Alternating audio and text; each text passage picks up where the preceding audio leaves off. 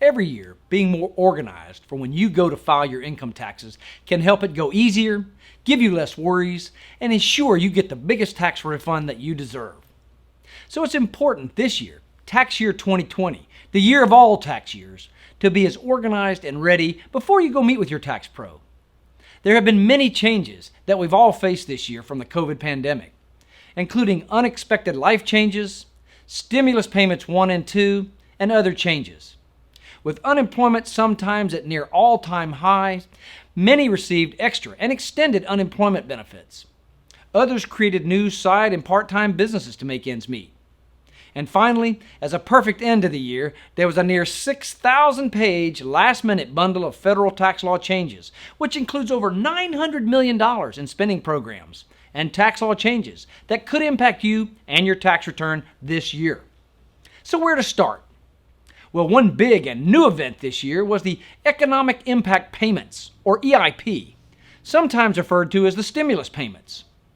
The first EIP payments were issued by the IRS starting back in April 2020, and the second EIP payments will be issued by the IRS imminently. What do you need to know? Well, if you did not get all that was owed you, either through a direct deposit payment or an IRS payment in the mail, you can get all the money you're due under the EIP programs when you file your 2020 tax return.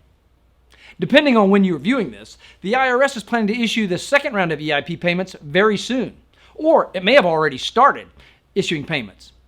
The second round of EIP payments will now be made to certain households that include taxpayers with an individual taxpayer identification number, also known as ITINs. This will increase the number of American families that qualify for EIP payments. The new relief package also includes extended unemployment compensation, including an additional $300 per week through March 2021 for those receiving unemployment benefits, as well as pandemic unemployment assistance. And it'll cover self-employed, gig workers, and other non-traditional workers. So stay up to date with everything related to the stimulus, because it's a fast-paced and fluid situation on jacksonhewitt.com.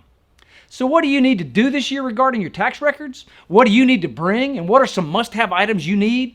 Well, here's my list of things you will need to bring or have on hand to file your 2020 tax return.